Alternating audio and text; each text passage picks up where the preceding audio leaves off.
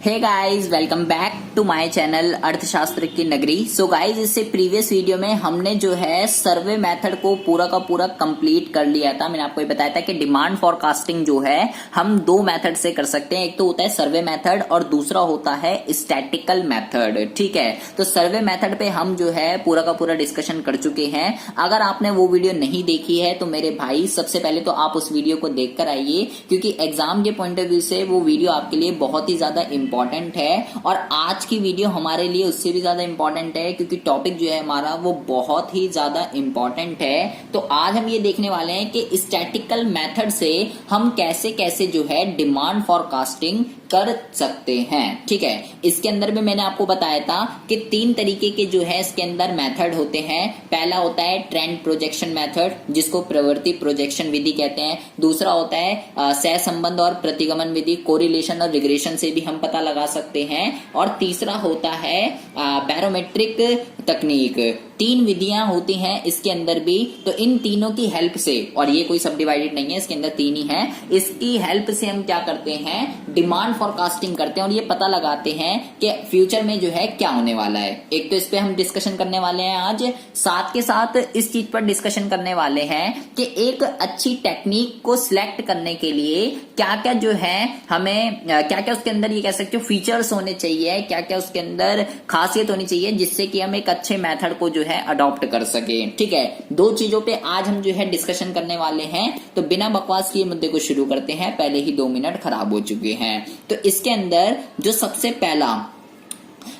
पहला था उसको क्या कहते हैं जी, प्रवृत्ति प्रोजेक्शन। क्या नाम है इसका, प्रवृत्ति प्रोजेक्शन विधि। तो यहाँ पर आपको जो सबसे इंपॉर्टेंट जो समझने की बात ये है वो ये है कि भैया ट्रेंड का मतलब क्या होता है। ठीक है, प्रवृत्ति मतलब ट्रेंड। ठीक है, ट्रेंड का मतलब जो है क्या होता है। देखो सिंपल सी बात है, इस मेथड के अंदर क्या होता है, इस मेथड के अंदर जो भी पास्ट में हो चुका है, ठीक है, जो भी पास्ट में हो चुका है उसके बेस पर हम क्या करते हैं, उसके बेस पर हम जो है फ्यूचर का पता लगाते हैं। ठीक है, क्या बोला मैंने, ट्रेंड का मतलब क्या होता है, प्रवृत्ति का। इसके अंदर जो भी हमने भूतकाल के अंदर जो भी हमने हरकतें करी हैं या भूतकाल के अंदर जैसी भी हमारी परफॉर्मेंस रही है उसके बेस पर हम क्या करते हैं, फ्यूचर में उसकी क्या डिमांड होने वाली है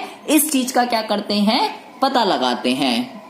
जैसे कि भाई मान लो मैंने बोला कि 2004 के अंदर जो है 2 लाख की सेल हुई, 2005 के अंदर जो है 3 लाख की सेल हुई, 2006 के अंदर जो है 4 लाख की सेल हुई और 2007 के अंदर जो है 5 लाख की सेल हुई। अब मुझे ये पता करना है कि 2010 में जो है कितनी सेल होगी। ठीक है, मुझे ये चीज का पता करना है। तो अगर मैं मान लो ये मेरा करंट ईयर है, ठीक है, तो अगर मान लीजिए मुझे जो है इसका पता करना है कि क्या होने वाला है, तो मेरी जो प्रीवियस हरकतें जो भी मैंने करी है 2004, 2005, 2006, 2007, तो इसके बेस पर मैं क्या करूंगा, फ्यूचर में इसकी क्या डिमांड होने वाली है इस चीज का जो अगर मैं पता लगाऊंगा तो उसको बोलेंगे प्रवृत्ति प्रोजेक्शन विधि। पास्ट की हरकतों के बेस पर फ्यूचर का पता लगाना उसको कहते हैं प्रवृत्ति प्रोजेक्शन विधि। ठीक है, बट यहां पर जो है ऐसा नहीं है कि भाई पहले 2 लाख हो गई, 3 लाख हो गई, 4 लाख हो गई, 5 लाख हो गई, यहां तो मुझे बढ़ता हुआ दिख ही रहा है। ठीक है,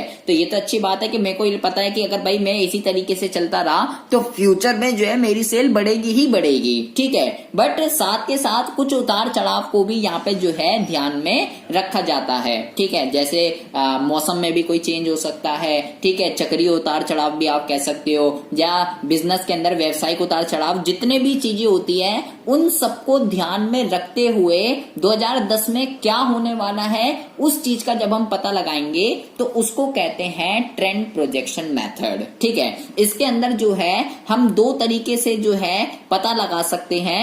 सबसे पहला तो होता है आरेख विधि, ग्राफिकल मेथड। ठीक है, और दूसरा जो होता है उसको कहते हैं न्यूनतम वर्ग विधि। ठीक है जी, अच्छा जी, अब ये दोनों क्या दिक्कत, क्या परेशानी होती है, इस चीज पर जो है पता करते हैं। सबसे पहले हम बात करते हैं आरेख विधि की। ग्राफिकल मेथड के अंदर जो है हम कैसे पता लगाते हैं कि भैया फ्यूचर में क्या होने वाली है। सिंपल सी बात है, क्योंकि ये ग्राफिकल मेथड है तो उसमें अंदर हम ग्राफ से जो है पता लगाएंगे कि क्या होने वाला है। जो भी डेटा था मैंने मान लो उसको प्लॉट कर दिया, मान लीजिए 2004 हो गया, 2005 हो गया, 2006 हो गया, 2007 हो गया, 2008 हो गया, ठीक है। ऐसे जो है सबसे पहले मैं एक कर्व बना देता हूं, ठीक है। 2002, 4, 5, 6, 7, 8 और यहाँ पे जो है मैंने सेल ले ली 2 लाख, 3 लाख, 4 लाख, 5 लाख, ठीक है। और क्या हुआ, मैंने डेटा को जब प्लॉट कर दिया, ठीक है, तो मैं डेटा को प्लॉट करके क्या करूंगा,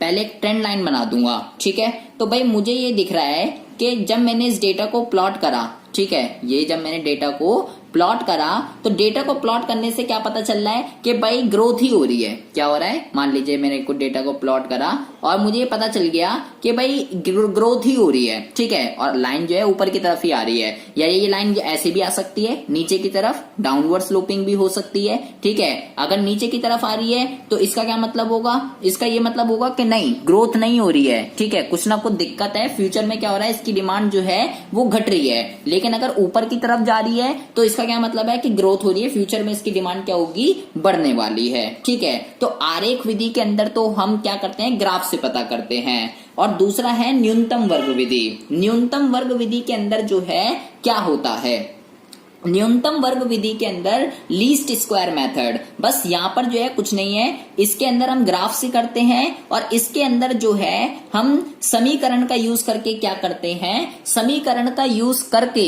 ये पता लगाते हैं कि फ्यूचर में जो है क्या होने वाला है, ठीक है। इसके अंदर जो है अलग अलग तरीके के केसेस होते हैं। आपको इसके ऊपर पूरी सेपरेट वीडियो अगर और बहुत ही ज्यादा डीप से पढ़ना है तो भैया मैंने स्टैटिस्टिक के अंदर इसके ऊपर पूरे ये आपका चैप्टर है, ठीक है। इसके ऊपर मैंने ये ट्रेंड प्रोजेक्शन के ऊपर, टाइम सीरीज एनालाइज के ऊपर पूरा का पूरा चैप्टर है, इसके ऊपर पूरी की पूरी वीडियो बनी हुई है, ठीक है। अगर और डीपली से पढ़ना हो इसके बारे में तो आप जो है वहां पर जाकर इसकी वीडियो देख सकते हैं, ठीक है। इसके अंदर बस हम समीकरण का यूज करके करते हैं, इसके अंदर हम ग्राफ का यूज करके करते हैं, ठीक है। अच्छा, अब बात आती है इसके अंदर दूसरे मेथड की। दूसरे मेथड का जो नाम होता है, इसका नाम है सहसंबंध और प्रतिगमन। क्या नाम है, सहसंबंध और प्रतिगमन विधि। अब इसके अंदर क्या दिक्कत, क्या परेशानी है जी, कोरिलेशन एंड रिग्रेशन। भाई कोरिलेशन का मतलब क्या होता है, कोरिलेशन का मतलब होता है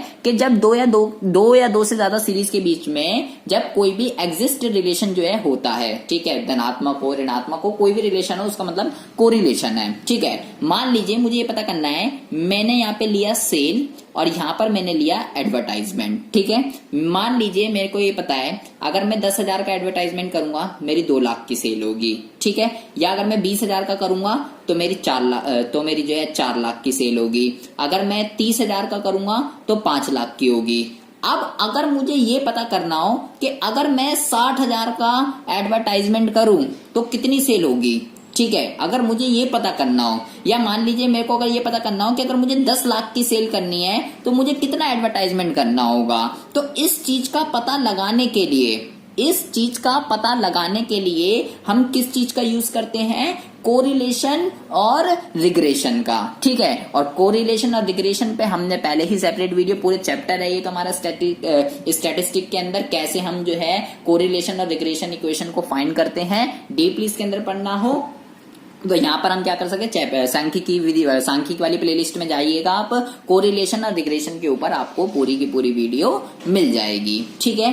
अब बात करते हैं हम तीसरे मेथड की। तीसरे मेथड का जो नाम है, इसको नाम है जी बैरोमेट्रिक, ठीक है।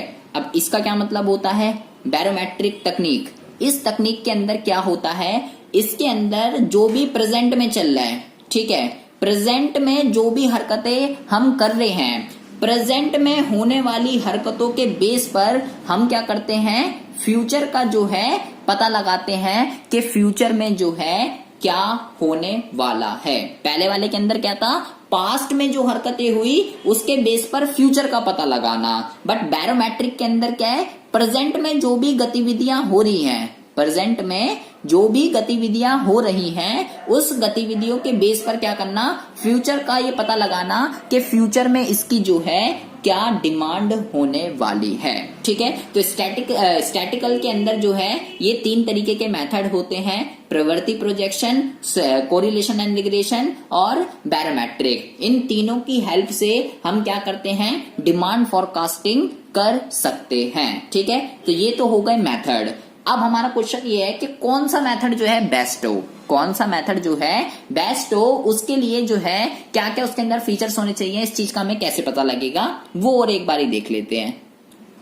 तो भैया टॉपिक का नाम है कि क्या क्या क्राइटेरिया होना चाहिए एक गुड फोरकास्टिंग मेथड के लिए या एक गुड फोरकास्टिंग टेक्निक के लिए। ठीक है, ये गाइज आपके लिए बहुत ही ज्यादा इंपॉर्टेंट है। सबसे पहला जो है यहाँ पर वो है एक्यूरेसी। तो क्या होना चाहिए एक अच्छी पूर्वानुमान विधि के लिए, एक अच्छी पूर्वानुमान विधि के लिए सबसे पहले तो उसके अंदर एक्यूरेसी जो है वो बहुत ही ज्यादा जो है होनी चाहिए।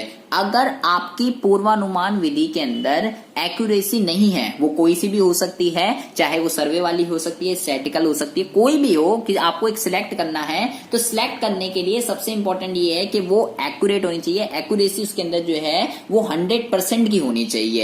एक्यूरेसी के लिए आप ये कर सकते हो कि भैया पिछली जो आपने हरकतें करी हैं उसका जो है प्रेजेंट में जो है एनालाइज कर सकते हो, हमने उसमें क्या क्या अचीव कर लिया है, और प्रेजेंट का जो है फ्यूचर के साथ कंपैरिजन कर सकते हो। वो जो है इससे आप एक्यूरेसी का पता लगा सकते हो कि क्या ये मेथड जो है मेरे लिए एक्यूरेट है या नहीं है। साथ के साथ दूसरा है सिंप्लिसिटी, सरलता। सरलता का क्या मतलब है कि भैया कोई भी आप, चाहे आप सर्वे मेथड यूज कर लो, चाहे स्टैटिकल मेथड यूज कर लो, सबसे पहले तो वो सिंपल होना चाहिए। आपका मेथड ऐसा होना चाहिए जो प्रबंधक को बहुत ही आसानी से क्या हो, समझ में आ सके और ट्रस्टेड होना चाहिए। ठीक है, जितना आपका मेथड सरल होगा, सिंपल होगा, ट्रस्टेड होगा, उतना ही मैनेजमेंट को भी आपका बहुत ही अच्छे से समझ में आएगा। ठीक है, तीसरा जो है वो है व्यापकता। व्यापकता का क्या मतलब होता है, व्यापकता का ये मतलब है कि भैया जो भी आपका मेथड है, जिस भी मेथड से आप जो है डिमांड फॉरकास्टिंग कर रहे हो, उसको जो है आप अच्छी तरीके से समझ सको, उसको आप अच्छी तरीके से जो है समझ सको। और व्यापकता जो है वो डिपेंड करती है एक्यूरेसी। ठीक है, जितना ज्यादा आप अपनी डिमांड फॉरकास्टिंग के मेथड को समझोगे उतना ही ज्यादा एक्यूरेसी होगी, जितना नहीं समझ पाओगे उतनी कम एक्यूरेसी होगी। एक्यूरेसी जो है वो डिपेंड करती है व्यापकता पर। ठीक है, व्यापकता अगर ज्यादा है तो एक्यूरेसी ज्यादा होगी, अगर व्यापकता कम है तो एक्यूरेसी कम होगी। साथ के साथ जो है मितव्ययी इकोनॉमी होनी चाहिए। इसका क्या मतलब है कि सस्ती से सस्ती, न्यूनतम लागत पर जो है आपको अधिकतम लाभ दे, ऐसी जो है आपका डिमांड फॉरकास्टिंग का मेथड होना चाहिए। जिस भी मेथड से आपकी जो है हाई कॉस्ट आ रही है, प्रॉफिट आपका कम हो रहा है, उस मेथड को कभी भी यूज नहीं करना चाहिए। आपको हमेशा जो है उस मेथड का यूज करना चाहिए जिसकी आपकी जो है ऑपरेशनल कॉस्ट कह सकते हो, प्रचालन लागत जो है वो कम से कम आ रही है। हमेशा उसी मेथड का आपको क्या करना चाहिए, यूज करना चाहिए। साथ के साथ जो है फ्लेक्सिबिलिटी होनी चाहिए, लोचशीलता। इसका क्या मतलब है, ऐसे नहीं एक बारी जो बना दिया, एक बारी जो जिस मेथड को हमने सिलेक्ट कर लिया उसके बाद हम उसमें कुछ परिवर्तन ही नहीं कर सके।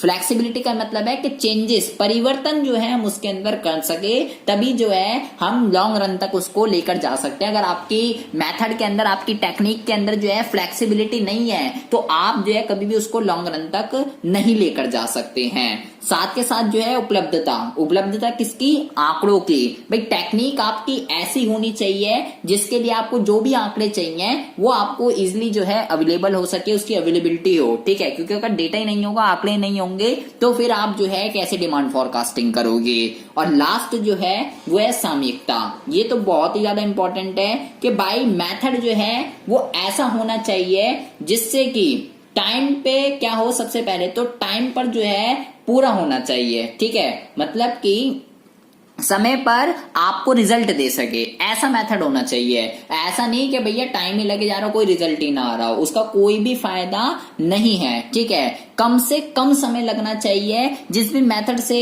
आपको रिजल्ट निकालने के लिए बहुत ही ज्यादा टाइम लग रहा है, अगर टाइम ज्यादा लगेगा तो भैया डिसीजन में देरी होगी और हो सकता है कि बहुत सी लाभ की अपॉर्चुनिटी आपके हाथ से जो है निकल जाए। तो हमेशा उस मेथड का यूज करना चाहिए जिसके अंदर कम से कम टाइम में आप जल्दी से जल्दी डिसीजन क्या कर सको, ले सको। तो एक ये कह सकते हो डिमांड फॉरकास्टिंग के लिए कौन सा मेथड, जितने भी हमने पढ़े हैं, सर्वे वाला कह सकते हो, स्टैटिकल कह सकते हो, कोई भी मेथड हो, एक अच्छे मेथड के लिए ये 7 की 7 क्राइटेरिया अगर फुलफिल हो रही हैं तो वो मेथड जो है एक बहुत ही अच्छा मेथड, एक बहुत ही अच्छी टेक्निक कहलाता है डिमांड फॉरकास्टिंग के लिए।